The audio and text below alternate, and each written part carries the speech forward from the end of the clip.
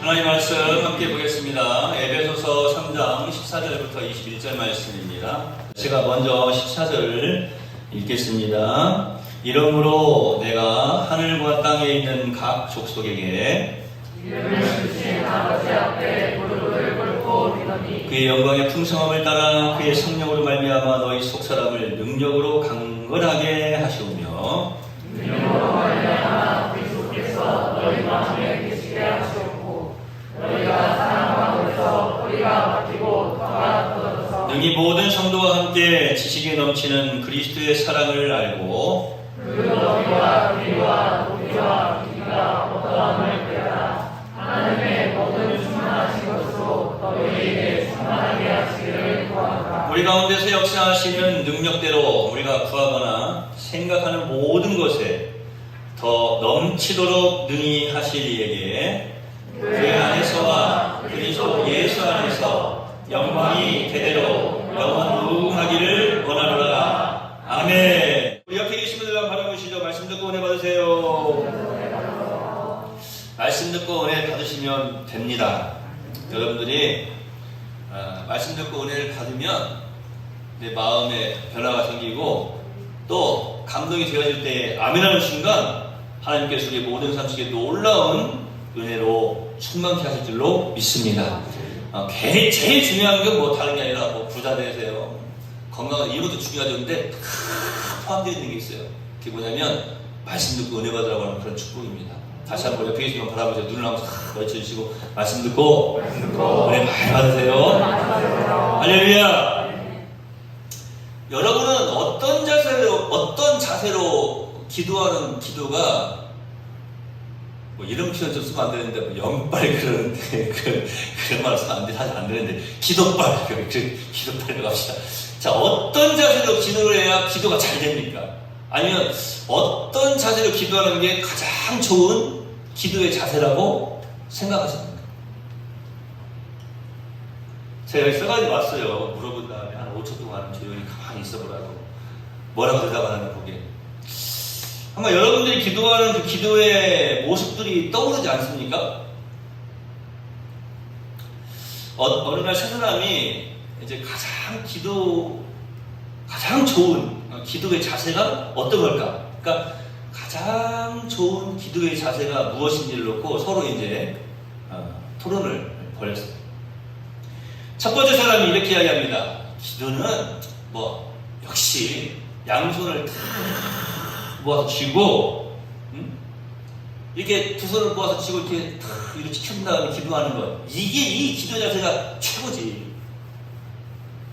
저도 이렇게 했는데 제가 말씀을 준비하면서 제가 전도사 시절에 어떤 분을 만났는데 약간 좀 신비주의 그쪽이 좀 빠져 있었는가 봐요. 그분이 뭐라고 하냐면 같이 이렇게 막 기도회를 막 하고 기도를 하는데 기도를 할 때는 항상 오른손 엄지손가락이 제일 위로 이렇게 올라가야 된대. 그래서 제가 왜 그러냐고 그랬더니 오른손은 여호와의 능력의 팔을 의미하는 것이기 때문에 오른손가락이 이렇게 올라가야 된대. 만약에 이게 왼손가락이 위로 올라오면 큰일 나는 거야. 오른손이 꼭 이렇게 올라가야 된대. 그래서 제가 일부러 이렇게 하고 기도했어. 그렇지, 오른손가락이 올라오든지 왼손가락이 올라오든지 그게 지금 사실 여호와의, 물론 여호와의 강한 오른팔, 그 능력을 의지한다, 그런 어떤 의미는 중요하지만 꼭 이렇게 기도를 해야, 그렇게 해야 응답 받는 거예요. 하여튼 이 사람은 뭐라고 그러냐면 기도할 때 손을 꼭 쥐고 이렇게 손을 지켜들고 기도를 해야 된다. 두 번째 사람은 뭐니 해도 기도로야 바닥에 납작 엎드려가지고 완전히 분판 자세에서 납작 엎드린 채 기도하는 것이 제일이다. 세 번째 사람은 이렇게 이야기합니다. 이것저것 다 필요 없고 역시 기도는 지금까지 유대인들이 해왔던 것처럼 그 전통대로 일어서서 이제 기도하는 것, 그것이 가장 좋은 기도의 방법입니다. 이렇게 이야기를 했어요. 물론 이제 뭐 기도하는 뭐 자세에 대해서 서로 뭐 자기 의견들을 얼마든지 이야기할 수 있겠죠. 네. 그런데 이 세 사람이 막 이야기하는 그 이야기를 듣고 있는데 이제 옆에서 이제 작업을 하던 한 사람이 우연치 않게 그 얘기를 계속 다 듣게 된 거예요. 근데 자기가 경험했던 것이 있으니까 귀가 쏠깃해지는 거예요. 쏠깃해져요. 장로님 그 에어컨을 한쪽으로만 바람이 가게 하세요. 이게 자꾸 움직이니까 성도들이 여기 쳐다보는 것 같아요. 아니, 위에 쳐다보지 마세요. 꺼도 되겠어요. 이제 끄셔도 되겠어요. 네, 시원하죠? 춥죠? 한쪽은. 네. 저기 등이 왔다 갔다 하니까 등만 왔다 갔다 쳐다. 그만 쳐다보세요. 이제 안 움직이니까. 네. 다시 한 몇 개씩 바라보세요. 말씀 듣고 은혜 받으세요. 자, 세 사람이 지금 이야기했어요. 어떤 기도 자세가 제일 중요한 건지. 기도 자세에 대해서 이야기했어요. 그런데 옆에서 전화 수리공이 전기 작업을 하면서 그 이야기를 듣다가 더 이상 참지 못하고 그들 대화에 불쑥 끼어들었습니다. 그러면서 이렇게 말하는 거예요. 제가 겪어본 바로는 12m 높이의 전봇대에서 발 한쪽만 전깃줄에 간신히 걸려있는 상태에서 대롱대롱 매달린 채 드렸던 기도가 가장 간절하고 강력한 기도였습니다. 그렇게 이야기해요. 두 발도 아니고 지금 그림이 상상이 되시죠? 한 발만 전깃줄에 걸려가지고 대롱대롱 이렇게 매달린 것도 아니라 거꾸로 매달려가지고 무슨 기도했을까요? 살려주세요. 저 전깃줄이 끊어지지 않게 해주세요. 얼마나, 저는 지금 웃으면서 했지만 얼마나 간절하게 기도했을까요? 그 모습을 보는 사람들도 아이고 떨어질란가? 이렇게 했을까요? 아니에요. 아이고 어떻게 하면서 얼마나 간절했을까요? 그런데 본인은 어땠어요? 본인은 그 12m 높이의 전봇대에서 거꾸로 매달린 채 드렸던 기도, 자기 인생에서 가장 강력했던 그리고 간절했던 기도였다. 그리고 하나님께서 그 강력했던 기도에 분명하게 응답해 주시더라. 그 얇은 전선줄 하나가, 자기 발목을 묶고 있는 전선줄 하나가 끊어지지 않고 119 구급대가 다 올 때까지 지탱을 해주더라는 거예요. 사랑하시는 성도 여러분, 제가 이 짤막한 이야기에서 지금 여러분에게 무엇을 말씀드리려고 하는지 아시겠어요? 이 이야기에서 중요한 것이 여러분 무엇인지를 알아야 됩니다. 중요한 것은 어떤 자세로 기도하느냐가 아니에요. 중요한 것은 여러분이 기도한다라고 하는 그 사실이에요. 기도의 자세가 중요한 것이 아니라 여러분이 기도할 수 있는 사람이라는 것 그 자체가 가장 그리고 훨씬 중요한 거예요. 요즘 코로나 시대에 보면은 여러분이 기도하는 모습들도 많이 바뀐 것 같아요. 여러분 이것을 먼저 기억을 하셔야 돼요. 어떤 자세가 아니라 내가 기도할 수 있는 것, 이것이 큰 은혜입니다.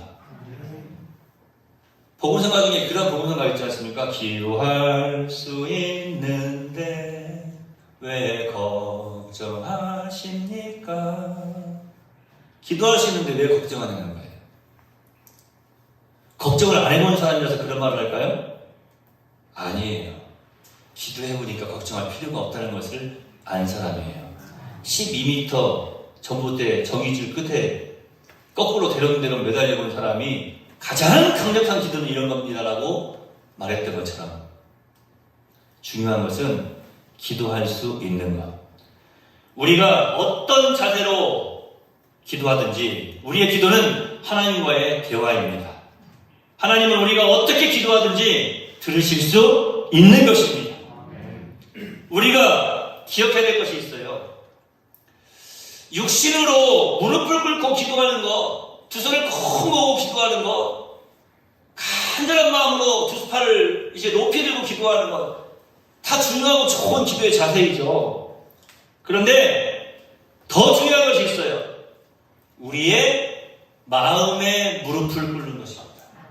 우리의 마음에 두 손을 꼭 붙잡는 것이고, 우리의 마음에 두 손을 의지하는 마음으로 두 팔을 높이 벌려서 하나님께 기도하는 거예요. 다시 말씀드리면 온 마음을 다해서 기도하는 거예요. 오늘 본문 말씀에 보면은 바울은 이렇게 이야기합니다. 무릎을 꿇고 비노니, 이런 표현을 쓰고 있어요. 우리가 잘 알고 있는 유명한 신학자 칼빈은 이렇게 이야기합니다. 바울은 실제로 이 말씀을 전할 때에 무릎을 꿇고 기도했다라고 이야기를 합니다. 그런데 이 무릎을 꿇고 기도했다라고 하는, 무릎을 꿇고 비논이라고 하는 이 표현은요, 그보다 좀 더 깊은 어떤 의미가 있어요. 무슨 말이냐면은, 제가 조금 전에 말씀드린 것처럼 유대인들은요, 전통적으로 기도를 할 때에 손바닥이 위로 향하게 하고 기도를 합니다. 손바닥이, 그러니까, 요렇게 하든지, 이렇게 하든지, 이렇게는 기도 안 해. 이렇게는 안 하고, 하여튼, 이렇게 하든지, 이렇게 하든지, 손바닥을 위로 향하게 한 다음에 기도를 해요. 이렇게도 하고, 이렇게도 하고. 뭐 어떤 분들은 또 거기다 또 의미를 둬요. 주여 허락하여 주시옵소서, 주여 맡겨드립니다. 그 의미도 참 구현을 잘해. 뭐 손을 이렇게 들 수 없는 사람은 이렇게 해도 괜찮지 않겠어요? 하여튼 뭐 이렇게 손바닥을 들고 기도하는 게 유대인의 전통 기도 방식이에요. 이렇게 손을 들고. 그런데 바울은 유대인임에도 불구하고 오늘 뭐라고 표현을 하냐면, 내가 무릎을 꿇고 기도하고 있다라고 하는 거예요. 왜 무릎을 꿇고 기도하였느냐라고 하는 것이죠. 하나님 앞에 뭔가 간절한 기도를 드리기 위해서 막 땅에 부복할 정도로, 그냥 납작 엎드릴 정도로 무릎을 꿇고 지금 기도를 하고 있어요. 저는 이 말씀을 준비하면서 바울이 무릎을 꿇고 기도했다라고 하는 이 기도의 자세를 보면서, 갈멜산에서 엘리야가 850인의 우상숭배자들과 대결을 할 때에 주여 불로 응답하여 주시옵소서라고 기도하는 이 엘리야의 기도 소리를, 그 기도의 자세를 보는 듯 했습니다. 땅에 엎드려서 무엇이든 간절하게 기도하는 그 기도의 모습, 그것을 지금 바울이 오늘 이 말씀을 듣는 이들에게 전달하고 있는 거예요. 그러면 바울이 이렇게 간절하게 무릎을 꿇어가면서 드린 그 기도가 어떤 기도였느냐라고 하는 거예요. 오늘 첫 시간으로 제가 여러분과 함께 그것을 살펴보려고 합니다. 오늘 본문 16절에 그것이 나와요. 안 보셔도 돼요. 제가 잘 볼게요. 16절에 있는 것들. 그의 영광의 풍성함을 따라 그의 성령으로 말미암아 너희 속사람을 능력으로 강건하게 하시오며, 성령으로 말미암아 너희 속사람을 능력으로 강건하게 하시기를 무릎을 꿇고 내가 빈다, 기도한다, 이렇게 말하고 있는 것입니다. 그러니까 원래 이 기도가 일반적으로 사람들이 평생 보면은요, 기도하던 그 기도의 습관들이 있어요. 그죠? 기도하는 습관. 기도도 또 비슷해요. 사실은 보면은 우리 장로님들도 세고 계시지만 장로님들 기도하시는 내용들을 보면은 그분은 또 그렇게 어느 정도 그 비슷하게 흘러가서 항상 그러잖아요. 또 이영철 목사도 그러잖아요. 기도하는 내용들 보면은 기도가 좀 비슷해. 예, 그렇죠? 기도 자세도 마찬가지입니다. 기도 자세도. 자, 보세요. 바울도 유대인의 전통에 따라서 얼마든지 그냥 그들이 하는 기도의 자세로 기도하실 수 있어요. 그런데 특별히 간절하게 무릎을 꿇고 기도한 그 기도의 첫 번째 내용이 무엇이었느냐? 성령으로 말미암아 너희 속사람이 강건하기를 바란다. 성령의 능력으로 말미암아 너희 속사람을 성령으로 말미암아 너희 속사람을 능력으로 강건하게. 제가 이걸 계속 반복하는 이유가 있어요. 너무 중요해요. 여러분이 기도할 때 어떤 기도를 제일 먼저 하십니까? 뭐 유진기 선생님한테 오늘 물어보나마나 지금 제일 간절한 기도가 뭘까? 하나님, 은혜 가운데 결혼식도 잘 진행되게 해주시고 또 아름답고 행복한 가정 이루게 해주시고, 요즘 온갖 청신이 옆에 있는 해나한테 가 있겠지. 요즘 그래야 돼요. 자, 여러분 어떤 기도 제목 어떤 기도 있으세요? 예? 우리 뭐 사업하시는 분들은 사업 대박나게 해주세요. 공부하는 사람들은 1등하게 해주세요. 뭐 그런 기도 합니까? 뭐 1등하게 해주세요는 아니고 꼴등만 하지 말게 해주세요. 또 그런 기도하는 사람이 있을지도 모르겠는데, 하여튼 어떤 기도 하세요? 뭐라고? 오늘 밤에 멋진 아이템을 획득하게 해주시라고? 멋진 아이템 득템하게 해주세요. 그것도 득템할지어다. 짧게 해. 자, 어떤 기도 하냐면, 제가 지금 이렇게 말씀드리는 순간에도 여러분 머릿속에, 나의 기도, 내가 제일 먼저 기도하는 건 딱 그거지 하고 딱 떠오르는 게 있을 거예요. 자, 솔직히 깜빡 말씀드릴게요. 자, 여러분, 이영철 목사가 기도할 때 제일 먼저 기도하는 게 뭘까요?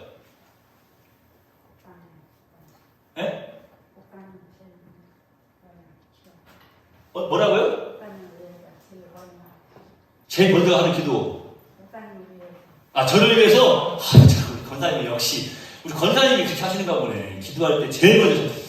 참, 권사님 되실 때 그 약속했었죠? 우리 권사님들은 자녀나 사업이나 건강이나 가정을 위해서 기도하기보다 담임 목사인 이영철 목사를 위해서 제일 먼저 기도하겠습니다. 약속하셨죠? 잘 지시고 계시네. 멋지셔. 제가 이번 주에 배웠어요. 이것도 크게 하면 아저씨가 되겠다. 이것도 작게 해야 돼. 장모님 아셨죠? 이것도 크게 하면 안 돼요. 작게 해요. 그냥 아재라고 놀림받으니까 작게. 그래요. 큰 기도가 있죠? 제일 먼저 기도가 뭐냐면 요즘 그 기도라니까요. 사랑하는 우리 모든 성도들, 가족들, 친척들 코로나19 바이러스에 감염되지 않게 하시고 하나님께 예배드리는 방해되는 것들을 인도하여 주시옵소서. 이 기도를 제일 먼저 하고 시작해. 제일 먼저 하나님께 예배드리는 방해됨이 없게 하옵소서. 가장 중요한 것 같아요. 어떤 기도 하시냐고요? 오늘 좀 시간이 없어도 한 명씩 다 물어보고 갈까? 얍들얍들 제일 먼저 기도하는 거 물어보자마자 지금 여러분 머릿속에 딱 떠오르는 게 있죠? 그러면 이제 제가 이렇게 질문을 할게요. 그 기도를 왜 하냐고요? 그러니까 기도되고 유도지 살집니다. 나한테 질문하실 것 같은 목사님이 그 기도를 왜 하냐고. 그러니까 제일 중요하니까 기도하는 거죠. 내가 제일 중요하게 생각하는 거예요. 가장 바라는 거예요. 간절한 소망이 있는 거예요. 그래서 기도하는데 첫 번째 기도가 되는 거예요. 제가 지금 뭘 말씀드렸는지 아시겠어요? 자신이 생각할 때 가장 중요하다고 생각하는 그 기도 제목을 제일 먼저 기도하는 것처럼 바울도 역시 마찬가지가 아니었겠습니까? 바울이 평소와는 다르게 무릎을 꿇고 그토록 간절하게 비는 첫 번째 기도, 그것은 다른 것이 아니라 바로 하나님의 사람들, 주의 백성들, 성도들이 능력 있는 사람이 되기를 원하는 것이었어요. 능력을 위한 기도. 너희 속사람을 능력으로 강건하게 하옵시며. 그러면 왜 바울이 이런 기도를 제일 먼저 드렸을까요? 왜 바울은 이 기도의 제목이 가장 중요하다고 생각을 했을까요? 그 이유가 있어요. 우리가 이 세상을 살아갈 때 사실은 성령의 능력으로 강건해지지 않으면 결코 통과할 수 없는 수심한 어려움들이 있습니다. 제가 전에 한번 말씀을 드려드리면서 한번 따라하세요 하고 그렇게 따라하라고 하지 않았습니까? 우리가 그렇게 하지 못할 때가 많아요. 정작 그 이야기를 해야 돼요. 목마르면 물 좀 줘요 해야 물을 줄 거 아니에요? 근데 목이 말라도 물 달라고 안 해. 물을 안 줘요. 성령님의 인도하심이 필요할 때가 있어요. 우리 삶 속에서 순간순간 성령님 도와주세요 하고 성령님을 의지해야 돼요. 자, 이게 지금 바울이 이 기도를 제일 먼저 드린 이유가 있어요. 성령의 능력이 없이는 하나님께서 기뻐하시는 승리의 삶을 살아낼 수 없기 때문에 너희 속사람을 성령의 능력으로 강건하게 하기를 원하노라, 이렇게 지금 기도하고 있는 것입니다. 성도들에게 능력을 더하여 주시옵소서. 여러분, 이 세상이요 이렇게 호락호락한 세상이 아닙니다. 사탄 마귀가 할 수만 있으면 택한 자라도 넘어뜨리기 위해서 마치 우는 사자와 같이 두루다니면서 산길자를 찾는 그러한 시대를 우리가 살아가고 있어요. 물론 사탄 마귀는요 택한 백성들을 절대로 넘어뜨리지 못합니다. 우는 사람처럼 그저 겁만 주는 거예요. 겁만 줘요. 여러분, 평안하십니까? 좋은 거죠, 평안. 평안보다 더 좋은 게 어디 있겠습니까? 그런데요, 여러분, 지금 별 걱정 없이 사시는 분이 일단 한 번쯤 하나님 앞에서 자신을 많이 검토해 볼 필요가 있습니다. 어떻게 보면은요, 어려운 일이 하나도 없다 인생 살아가면서 그것이 진정한 축복이라고 말씀드릴 수는 없어요. 오히려 어려운 일을 당하는 것도 성도들에게 있어서 당연한 일상생활이기도 합니다. 성경에서도 이제 빌립보서 3장 10절 이하에 보면은 바울 사도를 통해서 이 부분을 분명하게 말씀하고 있는데 제가 짤막하게 말씀드리면 이런 표현을 쓰세요. 죽은 자 가운데서 부활에 이르려 하노니 죽은 자 가운데서 부활하신 예수 그리스도를 본받아 나도 죽은 자 가운데서 이제 부활에 이르려 하노니 라고 하는 그런 표현을 써요. 그게 무슨 말인가 하면은 여러분 이겁니다. 부활이라고 하는 거는요 죽음을 전제하지 않고는 결코 만날 수가 없는 거예요. 다시 말씀드리면 죽음 없이는 부활의 영광에 이를 수가 없는 거예요. 그러면서 뭐라고 말하냐면 예수 그리스도의 고난을 본받는 삶. 예수 그리스도께서는 죽음에까지 이르셨잖아요. 하지만 부활하시지 않습니까? 그 모든 고난을 피해가신 것이 아니라 홀로 십자가로 담당하시고 부활하신 분이 바로 예수 그리스도이십니다. 그래서 그리스도를 본받는 생활을 하라. 이것이 모든 성도들의 소망사항이어야 된다라고 바울을 통해서 말씀하고 있는 거예요. 자, 요즘 성도들을 보면요. 저는 참 레올 성도들 그런 분들이 아니어서 너무 감사해요. 이런 얘기할 때 또 어디 쳐다보게 될지 모르겠어요. 또 나 자기 쳐다보면 내가 됐나 하고 그러면 안 되는데. 그렇다고 저를 안 쳐다보고 눈을 감고 계시면 안 돼요. 네. 요즘 성도들을 보면은요, 참 나약한 성도들이 좀 있어요, 종종.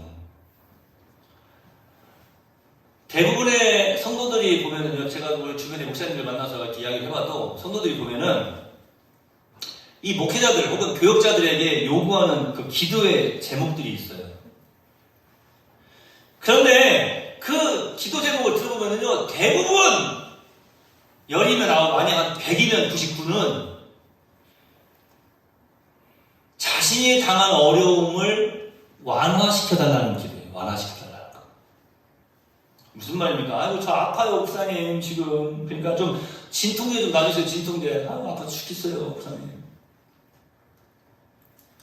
자신의 고통을 좀 완화시켜달라는 거예요. 물론 그 기도의 부탁이 잘못된 건 아니죠. 그런데요, 모든 것이, 모든 일이 교역자의 손으로, 목회자의 손으로 넘어가 버리는 것만큼 비극적인 일은 사실 그 성도에게 없는 거예요.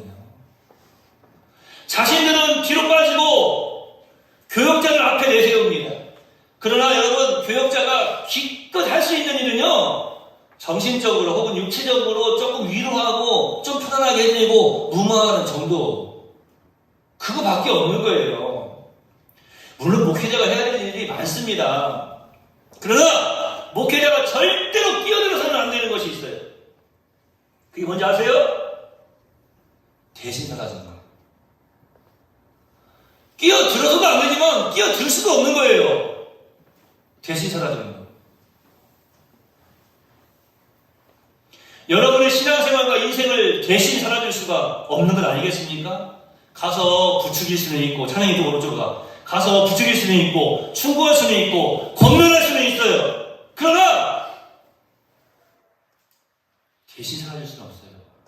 같이 걸어줄 수는 있어요. 같이 기도할 수는 있어요. 그러나 대신 걸어줄 수는 없는 거예요.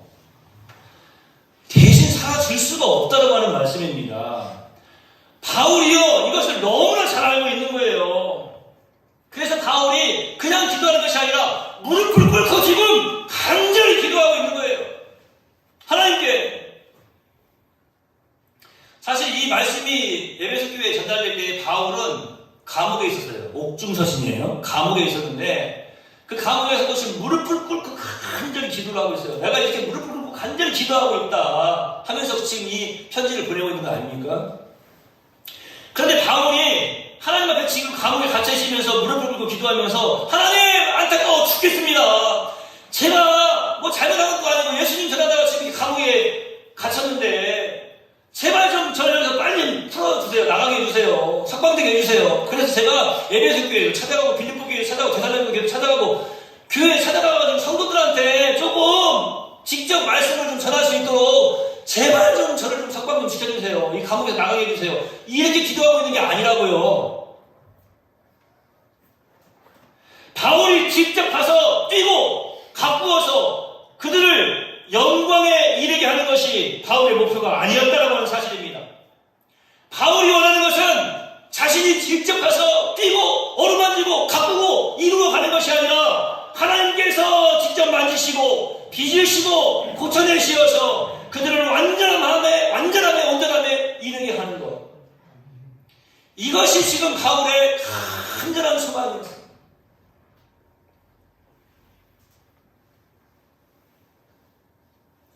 사랑하시는 성도 여러분, 여러분에게 어떤 어려움이 있습니까? 환난이 있습니까? 고난이 있습니까? 절망 가운데 빠져 있습니까? 오늘 이 말씀을 듣고 은혜 받기를 소망합니다. 그 상황을, 그 환경을 바꿔달라고 기도하지 마십시오.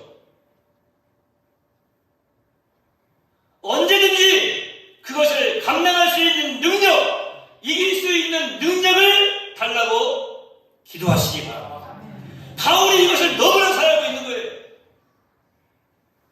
한 번쯤은 해결해 줄 수 있어요. 한 번쯤은 도와줄 수 있어요. 한 번쯤은 용서해 줄 수 있어요. 한 번쯤은 절망의 그 구렁텅이에서 끄집어내 줄 수 있어요. 손을 내밀어 줄 수도 있고, 하지만 계속할 수가 없었던 거예요. 그런데 하나님께서 주의 백성들에게 그것을 감당할 수 있는 능력을 허락해 주시면 계속해서 이겨낼 수 있고, 계속해서 이겨낼 수 있고, 계속해서 승리할 수 있고, 계속해서 하나님의 영광을 드러낼 수 있는 믿음의 삶을 살게 되는 것입니다. 그래서 바울이 이렇게 기도하는 거예요. 무릎을 꿇고, 고난은 잠깐이지만 영광은 영원한 것입니다. 그것을 알고 능력으로 강건케 되는 성도가 되시기를 예수님의 이름으로 축원해 드립니다. 우리의 첫 번째 기도의 제목이 바로 이것이 되어야 됩니다. 하나님, 성령으로 말미암아 하나님의 능력으로 이 속사람이 강건하게 되기를 원합니다. 주여 부자 되게 해주시옵소서. 주여 잘 살게 해주시옵소서. 그런 것 중요해요, 물론. 하지만 이 인생의 어떤 성공보다 더 중요한 것은 무엇인가 하면은 내가 하나님의 사람답게 하나님의 영광을 드러내면서 믿음으로 성공하는 승리하는 삶을 살아가는 거예요. 그러기 위해서 가장 먼저 필요한 것이 무엇입니까? 이 속사람이 능력으로 강건하게 되어야 돼요. 더 가지 맙시다. 멀리 가지 맙시다. 저도 더 설교하지 않겠습니다. 여러분 더 듣지도 마십시오. 이제 하나만 따라하십시오. 큰 소리로 마음을 다짐하면서 우리 한 손은 가슴에 얹고 한 손은 다짐하는 마음으로 손을 들고 이제 한번 외쳐봅시다. 주여! 주여! 성령으로 말미암아 나의 속사람을 능력으로 강건하게 하옵소서. 주여! 성령의 능력으로 강건하게 하옵소서. 아버지 주여 감사합니다. 여기 있는 주의 백성들의 첫 번째 기도의 제목을 오늘 우리에게 분명히 말씀해 주시니 감사합니다. 성령으로 말미암아 우리 속사람을 능력으로 강건하게 하옵소서. 지금까지 우리의 기도가 잘못되었군요.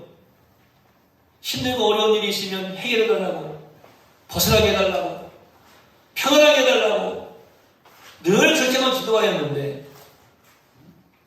하나님, 그 어떤 상황 속에서도 그것을 감당할 수 있는 능력을, 성령의 능력을 우리가 간구하지 못했던 것을 용서하여 주시옵소서. 이것이 가장 우리에게 좋은 것이기에 성령의 능력을 간구하라고 말씀해 주신 줄로 믿습니다. 이제 우리의 기도의 첫 번째 제목이 바로 주여 성령으로 말미암아 우리 사람을 능력으로 강건하게 하옵소서. 이것이 기도의 첫 번째 제목이 되도록 인도하여 주시옵소서. 성령님을 의지할 때에 참으로 우리의 모든 삶 속에 어둠이 사라지며 성령님을 의지할 때에 우리의 모든 삶 속에서 성령의 능력으로 승리의 삶을 살게 하실 줄로 믿습니다. 주여 역사해 주시옵소서. 우리의 모든 고민 앞에서, 우리의 모든 결정 앞에서, 우리의 모든 인생 앞에서 성령님을 인도해 순종하며 성령님을 의지하는 복된 우리 대월 성도들이 다 되게 하여 주시옵소서. 예수님의 이름으로 거룩하신 아버지 앞에 축복하며 기도하옵나이다. 아멘.